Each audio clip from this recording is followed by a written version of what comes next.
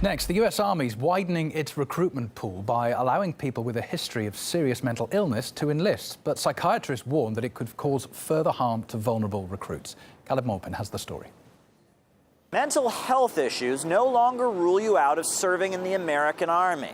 At this point, according to documents acquired by USA Today, if you have a history of depression, drug and alcohol abuse, bipolar disorder, or even self-mutilation, you can apply for a waiver and join the U.S. military. The decision was primarily due to the increased availability of medical records and other data, which is now more readily available. These records allow Army officials to better document applicant medical histories.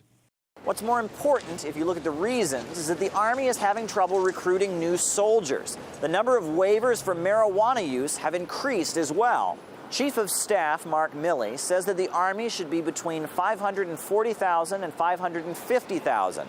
But at this point, it's only 476,000 active duty personnel. People just aren't signing up.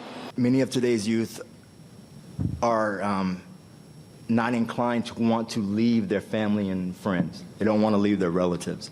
Family and friends, they oppose them joining the military service. It was kind of sad to find out, for me being a prior soldier, that the American public, when we did the research, they thought of the Army as the lower left-hand quadrant, and we joined the Army because we had nothing else to do. Lowering the standards of recruitment makes sense, but it does present some problems. In 2005, the standards were lowered for similar reasons, and as a result, the level of basic education among troops dramatically decreased. By 2007, about 30% of America's fighting men and women did not have a high school diploma. In 2012, the standards and restrictions went up, but now, once again, there's a shortage of people in uniform, so once again, the rules are changing.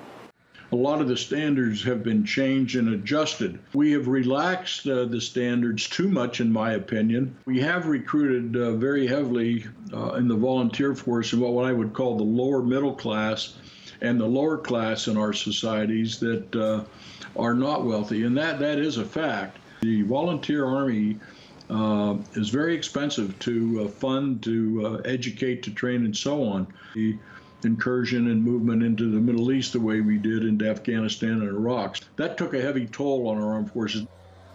The United States boasts of having the most powerful military in the world.